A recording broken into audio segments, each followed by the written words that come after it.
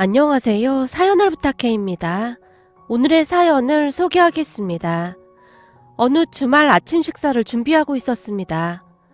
윤우야, 가서 형 밥 먹으라고 해. 엄마, 형 방 안에 없는데? 뭐? 또 없어? 얘가 도대체 주말 아침마다 어딜 나가는 거야? 너 형한테 뭐 들은 거 없어? 나도 모르지. 아무튼 지금 방 안에 없어. 아들이 아무것도 모른다는 듯이 제 눈을 피하고 있었지만 아무리 봐도 뭔가를 알고 있는 듯한 그런 눈치였어요. 윤우야, 너 형이 뭐하고 다니는 줄 알고 있지? 난 잘 몰라. 정말이야. 우리 윤우 거짓말하면 얼굴이 새빨개지는데 지금 얼굴이 새빨개졌네. 아니야, 나 진짜 몰라. 그리고 형이 절대로 말하지 말라고 했단 말이야. 뭔데 그래? 엄마가 절대 말 안 할 테니까 엄마한테만 살짝 말해봐. 제가 아들 옆에 자리를 잡고 앉아서는 옆구리를 쿡쿡 찔러댔습니다. 엄마, 지우 형한테는 절대 내가 말했다고 하면 안 돼. 형이 절대 말하지 말라고 했단 말이야. 알았다니까. 엄마가 꼭 비밀 지킬 테니까 얼른 말해봐. 저기 그게 말이야. 사실 지우 형 아르바이트 해. 뭐? 아르바이트? 고등학생이 무슨 아르바이트야? 저기 그게 지우 형 작은 마트에서 아르바이트 하고 있어. 그니까 지우가 왜 아르바이트를 하냐고. 용돈이 부족하대? 그게 아니라 외할아버지 말이야. 아들이 외할아버지, 그러니까 우리 친정아버지라고 외치다가는 다시 입을 다물어 버렸어요. 외할아버지가 왜? 큰일 났네. 지우 형이 엄마 아빠 걱정한다고 절대 말하지 말라고 했는데. 글쎄 외할아버지가 왜 그러냐고. 그게 말이야, 엄마가 요즘 너무 바빠서 잘 모르나 본데 외할아버지 오토바이가 고장난 지 좀 됐어. 뭐? 오토바이가 고장났었어? 응. 그래서 요즘 외할아버지께서 자전거 타고 읍내 다니고 하신다나 봐. 근데 엄마도 알다시피 외할아버지 집에서 읍내까지 거리가 좀 멀잖아. 그걸 보더니 지우 형이 외할아버지 오토바이 사드린다고 지금 아르바이트 하고 있어. 아들이 다시 제 눈치를 보며 고개를 푹 숙였는데요. 그 순간 저도 모르게 눈물이 쏟아져 나왔습니다. 그때 당시에는 저도 사는 게 힘들어서 지우가 그런 생각을 하고 있는 줄은 꿈에도 모르고 있었거든요. 제 눈에서 눈물이 비오듯 쏟아져 나오자 놀란 아들이 제 눈물을 닦아주며 허둥지둥 대기 시작했어요. 엄마가 이럴까봐 형이랑 내가 말 못한 거야.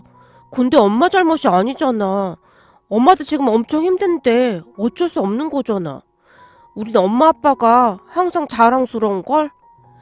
엄마가 미안해. 엄마가 챙겼어야 했는데 정말 몰랐어. 정말이야. 알아. 그러니까 너무 그러지 마. 나도 형이랑 같이 아르바이트 하고 싶었는데 형이 너무 화를 내서 못했어. 난 아직 중딩이라고 절대 안 된대. 아들이 미안한 듯 제 손을 꼭 잡아줬어요. 그런 아들을 보며 다시 눈물이 왈칵 쏟아져 나왔는데요. 사실 우리 부부에게 자식이라고는 아들인 윤우 한 명뿐입니다. 그러니까 윤우의 형인 지호는 제 조카입니다. 우리 집도 사연이 참 많은 집안이랍니다. 막상 이야기를 시작하려고 하니 어디서부터 시작을 해야 할지 막막하기만 하네요. 그러니까 조카인 지호는 오빠 부부의 아들이었어요. 오빠와 새언니는 20대 중반쯤에 만나서 한동안 잘 지내는 듯 했습니다. 하지만 어느 날 새언니가 임신을 하게 된 것을 알게 되었고 부랴부랴 양가 부모님께 인사를 드렸지만 새언니 부모님께서 노발대발하시며 결혼을 반대하셨어요. 결국 둘은 결혼식도 올리지 못한 채 혼인신고만 하고 단칸방에서 같이 살게 되었는데요. 둘 다 아르바이트로 전전하고 있었던지라 사는 게 팍팍할 수밖에 없었습니다. 그러다 조카인 지우가 태어났는데 둘은 허구한 날 다투기 바빴고 결국은 새언니가 지호를 두고 친정으로 들어가 버렸어요. 어느 날 오빠가 제게 다급한 목소리로 연락을 해왔거든요. 진짜 미안한데 지금 지호 봐줄 사람이 없어서 그런데 잠깐만 봐줄 수 있어? 새언니 집에 없어? 지호 엄마 집 나갔는데 지금 연락이 안 돼. 뭐? 집을 나갔어? 그럼 새언니 친정에 연락해보면 되잖아. 그 집에서는 날 사람 취급도 안 하잖아. 그렇잖아도 지호 데리고 찾아가 봤는데 말도 마라. 장모님이 우리 보자마자 소금까지 막 뿌려대더라고. 뭐? 그게 정말이야? 지호까지 있는데 그럼 안 되는 거 아니야? 정말 너무하네. 아무튼 네가 지호 좀 봐줄 수 있어? 며칠이면 될 것 같은데. 그 다음엔 어쩌려고? 어떻게 할 줄 생각 좀 해봐야지. 오빠가 긴 한숨을 내쉬고 있었어요. 그리고 저는 회사에다 급히 휴가를 내고 지호를 돌봤고요. 그때까지 한 번도 아이를 키워본 적이 없었기에 지호를 돌보면서 울기도 참 많이 울었던 것 같습니다. 엄마랑만 있었던 지호가 계속해서 엄마를 찾으며 울어댔거든요. 며칠 동안 몸무게가 몇 킬로그램이나 빠졌을 정도로 정말 힘든 시간이었습니다. 그렇게 힘든 시간을 보내면서 오빠와 저는 새언니가 돌아와 주기만을 눈이 빠져라 기다리고 있었어요. 오빠는 그렇다 치더라도 지우가 너무나 안쓰러웠거든요. 하지만 한 달가량이 지난 어느 날 새언니가 오빠를 찾아와서는 이혼을 해달라며 막무가내로 오빠를 몰아붙이기 시작했습니다. 나 더 이상 당신이랑 못 살 것 같아. 내가 이 나이에 애나 키우고 있는 것도 참 아까운 것 같고. 지우 엄마, 그게 무슨 말이야. 아깝다니. 지우 당신 아들이잖아. 당신 없는 동안 지우가 당신을 얼마나 찾았는데. 몰라. 나 이렇게 살고 싶지 않아. 그러니까 이혼해줘. 그리고 지우는 당신이 키워줄 거지? 당신도 알다시피 우리 부모님이 당신을 워낙 싫어하잖아. 그래서 지우도 싫어하시거든. 그리고 지우가 없어야 나도 자유롭게 살 수 있을 것 같고. 민주야, 이러지 마. 나중에 지우 크면 무슨 원망을 들으려고 그래? 지우를 봐서라도 제발 이혼만 하지 말자. 내가 이렇게 부탁할게. 됐어. 난 당신이랑 더 이상 못 살겠어. 당신 본가도 워낙 가난해서 당신은 이렇게 사는 게 익숙할지 모르겠지만 난 더 이상 이렇게 못 살아. 새언니가 매몰차게 오빠를 밀어내고 있었지만 오빠는 지호를 위해 새언니에게 매달리고 또 매달렸어요. 하지만 새언니는 뒤도 돌아보지 않고 떠나갔습니다. 그 뒤 오빠는 홀로 지호를 키울 수밖에 없었기에 지호를 친정 부모님께 맡길 수밖에 없었어요. 그때 당시 미혼인 제가 계속해서 지호를 돌봐줄 수는 없었거든요. 그렇게 지호는 친정 부모님과 함께 살게 되었습니다. 하지만 지호는 할머니 할아버지 밑에서 밝고 착하게 참 잘 자랐습니다. 친정집이 워낙 시골 마을이다 보니 오히려 지호에게는 좋았다고 해야 할까요? 거기다 친정 부모님께서도 워낙 좋은 분들이셨기에 항상 지호에게 최선을 다하셨거든요. 물론 오빠와 저도 수시로 지호를 보러 집에 들렀고요. 그렇듯 지호는 할머니 할아버지와 함께 행복한 시간들을 보냈습니다. 여름이면 친정아빠가 지호 손을 붙들고 그물 낚시를 하러 가기도 했고, 낚시를 다녀오면 친정엄마가 밭에서 직접 딴 수박에 사이다를 넣고 수박 화채를 해주기도 했어요. 투박한 그릇에 담겨있는 수박 화채 한 그릇이 지호에게는 세상 그 무엇과도 바꿀 수 없는 최고의 간식이었으니까요. 어느 여름 주말 친정 부모님과 지호가 먹을 간식거리를 잔뜩 사서 친정으로 갔는데요. 고모, 이것 봐. 할아버지랑 내가 잡은 물고기야. 우리가 이걸로 맛있는 매운탕 끓여줄게. 조금만 기다려봐. 라며 신나서 활짝 웃고 있었습니다. 그리고는 친정엄마 옆에 딱 달라붙어서는 매운탕 끓이는 것을 도와주겠다며 깔깔거리며 웃고 있었어요. 고모, 어때? 맛있지? 이 물고기 먹어봐. 이거 내가 잡은 거야. 진짜? 근데 우리 지우가 잡은 물고기는 무슨 표시가 있는 건가? 어떻게 한눈에 알아봤을까? 고모가 볼 때는 다 똑같아 보이는데? 고모, 지호는 물고기 박사거든. 그래서 그냥 딱 보면 알 수가 있어. 맞다, 맞아. 우리 지호가 물고기 박사였지? 고모가 잠깐 깜빡했네. 물고기 박사가 잡은 물고기라 진짜 맛있구나? 암만, 우리 지호가 얼마나 똑똑한데. 친정엄마도 엄지손가락을 치켜 세워줬고 그런 칭찬 속에서 지호는 밥 한 공기를 뚝딱 했습니다. 할머니 할아버지 밑에서 자란 지호는 편식이라고는 찾아볼 수 없을 정도로 모든 음식들을 참 잘 먹었어요. 특히나 할머니가 해주는 음식들을 세상에서 제일 좋아할 정도였으니까요. 제가 가장 기억에 남는 일이 있었는데요.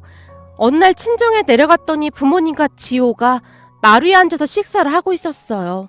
반찬이라고는 된장찌개와 이제 막 따온 듯한 파릇파릇한 상추와 오이가 전부였기에 밥상을 보며 제가 안타까운 듯 말을 했습니다. 지우가 먹을 음식이 하나도 없네. 계란 후라이라도 하나 해주지.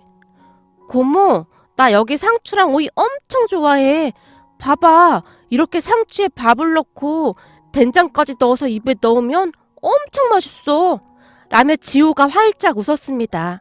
그렇듯 지호에게는 좋은 할머니, 할아버지가 계셨기에 외롭지 않았던 것 같습니다. 그 뒤 저도 아들을 키우며 바쁜 일상을 보내고 있었기에 예전만큼 지호를 잘 챙기지 못했는데요. 그렇게 시간이 얼마나 지났을까요? 어느 가을 엄마 생신날 가족들이 다 같이 친정에 모였는데 엄마가 걱정스레 말씀하셨어요. 지호가 이제 중학교에 가야 하는데 여기는 워낙 시골이라 학교 다니기가 힘들어서 걱정이야. 이제는 아범이 지호를 데려가야 하지 않겠냐? 죄송해요. 제가 진작에 데리고 갔어야 했는데 종일 일을 하러 다녀야 해서 지우가 혼자 있는 게 걱정이 돼서요. 그러게 말이다. 이래저래 걱정이 참 많다. 친정 부모님과 오빠가 긴 한숨을 내쉬었어요. 오빠가 3교대 근무를 하는 공장에 다니고 있었기에 밤에 출근을 하게 되면 지우 홀로 있어야 하는 것이 걱정이 될 수밖에 없었거든요. 그렇게 하루하루 뒤로 미루다 보니 지우가 중학교에 들어갈 나이가 되었고 가족들의 근심이 깊어져만 가고 있었습니다. 그리고 그런 가족들의 마음을 눈치라도 챈 것인지 지호가 조용히 입을 열었어요. 아빠, 나 이제 중학생인데 혼자 잘 있을 수 있어. 그러니까 걱정하지 마. 그건 아빠도 잘 아는데 아침에 학교도 혼자 가고 해야 하는데 아침밥도 그렇고 걱정돼서 그렇지. 오빠가 다시 긴 한숨을 내쉬며 자리에서 일어났는데요. 그 순간 가만히 듣고만 있던 남편이 오빠를 불렀습니다. 형님, 그럼 지호를 우리가 데리고 있는 건 어떨까요? 지호 고모가 아침에 밥 먹여서 학교 보내면 될 것 같은데요. 뭐? 그러니까 자네 말은 우리 지호를 자네 집으로 데려가겠다 그 말인 건가? 조용히 소주만 들이키시던 아버지가 놀란 채 남편을 바라봤어요. 예, 장인어른. 그냥 숟가락 하나만 올려놓으면 되는데 그게 뭐가 힘들겠어요? 김서방, 자네 마음 잘 알겠네만 이게 절대 쉬운 일이 아니라네. 그냥 자네 마음만 받겠네. 장인어른, 저희가 결혼할 때 장인어른께서 저를 아들이라고 생각하고 살겠다고 하셨잖아요. 저도 이 집 가족인데 그리 말씀하시면 김서방은 너무 서운합니다. 물론 그렇긴 한데 자네 자식도 아닌 처조카를 데리고 있는 게 보통 힘든 일이 아니니까 그렇지 않나. 장인어른, 우리 지호 정도라면 10명도 돌볼 자신 있습니다. 우리 지호가 어디 보통 아이입니까? 저는 살면서 우리 지호 같은 아이를 본 적이 없는걸요. 지호야, 지호도 고모부 좋아하지? 그렇지? 우리 여름마다 낚시도 하고 그랬잖아. 그때 고모부가 지호한테 삼겹살도 막 구워주고 그랬잖아. 네, 저도 고모부 좋아해요. 저번에 고모부가 내 친구들한테 아이스크림도 사줘서 친구들이 나보고 막 부럽다고 했어요. 나도 고모부 진짜 좋아해요. 지호가 남편을 향해 엄지손가락을 치켜세웠습니다. 남편도 어린 시절을 아버지 없이 자랐기에 그 누구보다도 지호를 많이 신경 써주곤 했거든요. 간혹가다 친정에 가게 되면 지호를 마중나가기도 했는데요. 그때마다 지호 친구들에게 아이스크림부터 빵 같은 것들을 사주곤 했던 모양이었어요. 당신 지호 친구들한테 그런 것도 사줬어? 그게 말이야. 나 학교 다닐 때 친구들 부모님이 그런 간식 사주고 하는 게 어찌나 부럽던지 말이야. 당신도 알다시피 우리 아버지는 일찍 돌아가셨지. 엄마는 맨날 장사한다고 바쁘셨지. 난 맨날 얻어만 먹었는데 그때는 그게 그렇게 눈치가 보이더라고. 그때 생각이 나는지 남편의 눈가가 촉촉히 젖어 있었습니다. 그런 남편을 보며 제 눈시울도 붉어져 있었는데요. 아마도 제가 세상에 태어나서 가장 잘한 일이 우리 남편과 결혼한 것이 아닐까 싶을 정도였으니까요. 우리 남편은 항상 그렇듯 묵묵히 가족들을 챙기곤 했습니다. 그리고 얼마 뒤 지호는 우리 집으로 오게 되었어요. 남편이 친정에 가서 지호를 데리고 왔거든요. 우리 아들이 있었음에도 남편은 지호와 아들을 절대 차별하지 않았어요. 항상 모든 것을 똑같이 해줬거든요. 거기다 매달 우리 오빠가 생활비를 보태왔지만 남편은 그 돈도 받지 않았어요. 형님, 지호가 먹으면 얼마나 먹는다고요. 이 정도는 괜찮습니다. 그러니 신경 쓰지 마세요. 라는 말을 할 뿐이었어요. 하지만 오빠는 매달 생활비를 가지고 왔고 남편은 그 돈을 고스란히 친정 부모님께 드리곤 했습니다. 그런 남편을 보며 친정 가족들도 정말 고마워했고요. 그렇듯 우리 가족은 비록 풍족하진 않았지만 서로를 아끼며 잘 살고 있었습니다. 하지만 어느 날 청천벽력 같은 일이 일어나고 말았는데요. 시어머니께서 위암에 걸리셨거든요. 그때의 충격은 이루 말할 수가 없을 정도였어요. 시어머님 홀로 지내셨기에 더욱 걱정이 많을 수밖에 없었어요. 결국 제가 회사를 그만두고 시어머님을 모시기로 했는데 남편이 고개를 떨군 채 울먹이며 말했어요. 당신한테 너무 미안해. 잘 다니던 회사까지 관두게 하고. 아들인 내가 어머니 간호해야 하는 게 맞는 건데. 아니야. 그럼 우린 뭐 먹고 살게? 당신이 나보다 월급이 훨씬 많잖아. 당신은 열심히 돈 벌어야지. 어머님이 까탈스러운 분도 아니시고 난 괜찮아. 세상 다 뒤져봐. 우리 어머님 같은 분이 어디 계신가. 그리고 당신 진짜 웃긴다. 당신은 우리 친정에 둘도 없는 사이면서 난 그러면 안 되는 거야? 그러니까 그런 말 하지 마. 여보, 정말 고마워. 내가 앞으로 더 잘할게. 남편은 덩치에 맞지 않게 마음이 많이 여린 사람이었어요. 남편을 처음 본 사람들은 우락부락하게 생겼다며 무서워했지만 조금만 지나면 남편이 얼마나 좋은 사람인지를 다들 알 정도였으니까요. 그 뒤 시어머님은 서울에 있는 큰 병원에서 수술을 받으셨고 제가 그 옆을 지켰습니다. 다행히 지호가 고등학생이었기에 동생을 잘 챙겨줘서 힘든 거 없이 모든 것이 척척 돌아가고 있었어요. 거기다 친정 부모님과 오빠가 시어머님 수술에 보태라며 돈을 보내오기도 했습니다. 그러한 모습들을 보며 가족의 소중함을 다시 한번 깨닫게 되었답니다. 그렇듯 우리는 다시 평화로운 시간을 보내고 있었어요. 그런데 얼마 전부터 지호가 주말 아침 일찍 나갔다가 밤늦게 들어와서 이상하다고 생각하고 있었는데 세상에나 아르바이트를 하고 있었다고 합니다. 그것도 오전 오후로 나눠서 두 군데서나 하고 있었다고 하네요. 아들의 말을 듣고 오만 가지 생각이 들 수밖에 없었습니다. 그도 그럴 수밖에 없었던 것이 시어머님께서 암 수술 후 건강이 많이 좋아지셨기에 제가 다시 일을 하기 위해 일자리를 알아보고 있었지만 적당한 일자리가 없어서 걱정하고 있었거든요. 고모, 면접 본 거 잘 안 된 거야? 그러게. 이젠 고모가 취업이 안 되는 나이인가 보다. 고모 아직도 쌩쌩한데 다들 눈이 어떻게 된 것 같아. 그지? 그러게. 우리 고모 같은 사람을 못 알아보다니. 그 사람들 나중에 꼭 후회할 거야. 지호가 분하다는 듯이 말을 했었거든요. 그래서 혹시나 집안 살림을 걱정해서 아르바이트를 하고 있나 뭐 그런 생각들로 머릿속이 복잡하기만 했습니다. 그렇게 하루 종일 심란한 마음으로 지호를 기다렸고 잠시 후 지호가 집 안으로 들어왔어요. 지호야, 너 지금 어디 갔다 오는 거야? 누가 너한테 아르바이트 하라고 했어? 너 지금 한창 공부해야 할 때 이게 뭐 하는 짓이야? 고모, 진짜 미안해. 근데 나 공부도 열심히 하고 있어. 그러니까 너무 걱정하지 마. 누가 너한테 집안 살림 걱정하라고 했어? 넌 공부만 열심히 하라고 했잖아. 네 아빠도 지금 너 가르치려고 밤낮으로 일하고 있는데. 지우에게 그렇게 화를 낸 게 처음인 듯 했는데요. 저도 너무나 속상해서 그랬던 것 같습니다. 고모, 그게 아니라 할아버지 말이야. 그래, 할아버지 오토바이가 고장났다는 거 고모도 들었어. 근데 그걸 네가 왜 걱정하고 있느냔 말이야. 맞아. 고모가 요즘 바쁜 것 같아서 미리 말은 못했는데 얼마 전에 할아버지 오토바이 고장나서 지금 고생하고 계신단 말이야. 고모가 바빠서 신경 못 쓴 건 미안해. 괜찮아. 고모랑 고모부랑 계속 병원 다니고 병간호하느라 바빴잖아. 그러니까 네가 왜 그런 걱정을 하느냔 말이야. 고모, 그게 말이야. 할아버지가 무릎도 안 좋으신데 요즘 자전거 타고 읍내 다니시나 봐. 오토바이 타고 가면 금방 가는데 자전거 타고 가면 한참 걸리잖아. 그래서 걱정돼서 할아버지 오토바이 바꿔드리려고 했어. 고모랑 고모부한테 미리 말 못한 건 미안해.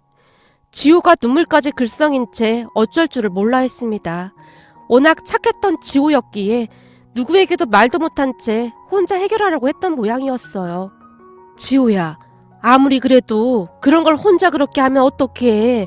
너 한창 공부할 때인데 그러고 다니면 고모 마음이 어떻겠어. 진짜 미안해. 근데 고모도 알다시피 그 오토바이 할아버지랑 나랑 맨날 타고 다니던 거였잖아. 고모 그거 모르지? 전에 할아버지 오토바이 뒤에 타고 읍내 나갔다가 사실 나 엄마 봤었어. 엄마가 다른 애들 손잡고 활짝 웃고 있더라고. 뭐? 엄마를 봤었어? 나도 처음에는 긴가민가 했었는데 하필이면 우리 앞에 딱 나타나서 할아버지가 많이 놀라서 아는 척을 했거든. 그랬는데 엄마가 할아버지한테 뭐라고 했는 줄 알아? 저 재혼했으니까 길거리에서 마주쳐도 절대 아는 척 하지 마세요. 그러고 쌩하고 가더라고. 뭐?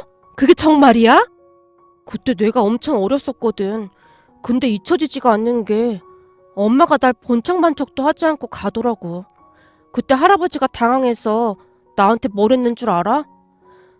지호야, 너한테는 할아버지도 있고 할머니도 있고 아빠도 있고 고모도 있지. 우리가 지호를 얼마나 사랑하는지 알고 있지? 라고 말씀하셨는데 할아버지 뒤에 앉아 오토바이 타고 가는 내내 할아버지가 흐느끼는 게 느껴졌어. 아마도 계속 울고 계셨던 것 같아. 그런 할아버지 등을 꼭 끌어안고 나도 같이 울었어. 그 뒤부터 내가 슬퍼하거나 하면 할아버지가 날 오토바이에 태우고 동네를 몇 바퀴씩 돌곤 하셨어. 지호야, 울고 싶으면 할아버지 등에 기대서 언제든지 울어도 돼. 할아버지가 그러셨어. 고모, 그래서 할아버지 오토바이를 내가 사드리고 싶었어. 그래야 슬플 때마다 할아버지 등에 기대서 울 수 있잖아. 지호의 눈에서 눈물이 뚝뚝 떨어지고 있었어요. 아, 진짜 지금 할아버지도 없는데 왜 자꾸 눈물이 나오는 거야. 지호야, 울고 싶으면 언제든지 울어도 돼. 알았지? 제가 지호를 꼭 안아줬어요. 그리고 그 뒤에도 지호는 제 만류에도 불구하고 몇 달간 아르바이트를 해서 비록 중고이긴 했지만 할아버지께 오토바이를 선물해드렸어요. 지호가 사온 오토바이를 보자마자 친정 아버지께서 흐느껴 우셨는데요. 할아버지, 내가 나중에 돈 많이 벌어서 그때는 진짜 좋은 걸로 사줄게. 그때까지만 잘 타고 다녀. 알았지? 아니야. 이 할애비가 지금까지 본 것 중에 최고로 멋진 오토바이구나. 이거면 앞으로 100년은 더 탈 수도 있겠어. 100년? 아무튼 우리 할아버지 뻥은 알아줘야 해. 할아버지, 그런 기념으로 우리 둘이 오토바이 타고 달려볼까? 그럴까? 그럼 빨리 가서 헬멧 가지고 와봐. 얼른 타보자. 친정 아버지와 지호가 헬멧을 쓴 채 오토바이를 타고 신나서 집을 나섰어요. 그 모습을 보며 모두의 눈시울이 붉어졌는데요. 비록 엄마 없이 자랐지만 너무나도 잘 자라준 지호가 어찌나 자랑스럽던지요. 그렇듯 우리 가족은 서로를 보듬고 챙기며 행복한 시간을 보내고 있었습니다. 그러던 어느 날 참 기가 막힌 일이 일어났는데요. 전 새언니, 그러니까 지호 엄마가 우리 집에 찾아왔거든요. 고모, 지호 여기 있다면서요? 저 지호가 너무 보고 싶어서 찾아왔어요. 그게 무슨 말이에요? 언니 지호가 몇 살 때 집 나간지 기억이 나긴 해요? 그때가 언제인데 인제 와서 지호가 보고 싶어서 찾아오다니요. 사실 말이죠. 제가 재혼을 했었거든요. 그건 들어서 알고 있었어요. 하긴 뭐 워낙 작은 동네니까. 암튼 그랬는데요. 재혼한 남자가 딸만 둘이 있었거든요. 근데 얼마 전에 딸들 생모가 딸들을 몰래 만난 모양인데 딸들을 어떻게 꼬드겼는지. 고모, 나 물 좀 한 잔 줘봐요. 기가 막혀서 말도 안 나오네. 도대체가 얼마나 철판을 깔았던 것일까요? 아무렇지도 않게 말하는 전 새언니를 보며 기가 막힐 수밖에 없었지만 빨리 보내고 싶은 마음에 제가 물 한 잔을 내밀었는데요. 벌컥벌컥 물을 마셔대던 전 새언니가 다시 말을 이어갔어요. 세상에 그 전처가 바람나서 집을 나갔었거든요. 근데 그 여자가 요즘 먹고 살기 힘들다고 찾아왔나 보더라고요. 그랬는데 지금껏 내가 키워준 딸들이 생모랑 샤바샤바 하더니 아빠를 꼬드겨서는 날 내쫓은 거예요. 세상에나 남편이 전처랑 바람까지 난 거 있죠. 딸들까지 합세해서 나보고 나가라고 지랄 발광을 해대서 쫓겨났잖아요. 내가 내 자식도 못 키우고 지들을 키웠는데 나한테 어떻게 이럴 수가 있어요? 전 새언니가 기가 막히다는 표정으로 제게 물었어요. 그걸 왜 나한테 말하는 거예요? 우린 모르는 일이니까 다시는 찾아오지 마세요. 내가 왜 왔겠어요. 이번 일을 겪어보니 결국 내 배 아파 낳은 내 자식밖에 없더라고요. 그러니 이제라도 내 자식 내가 거둬야 하지 않겠어요? 앞으로 우리 지호한테 최선을 다하려고 이렇게 찾아왔어요. 언니, 내가 언니를 위해서 하는 말인데요. 빨리 돌아가는 게 좋을 거예요. 지호 알면 언니한테 좋을 거 하나 없어요. 그건 고모가 몰라서 하는 말이지. 원래가 애들은 엄마 찾기 마련이거든요.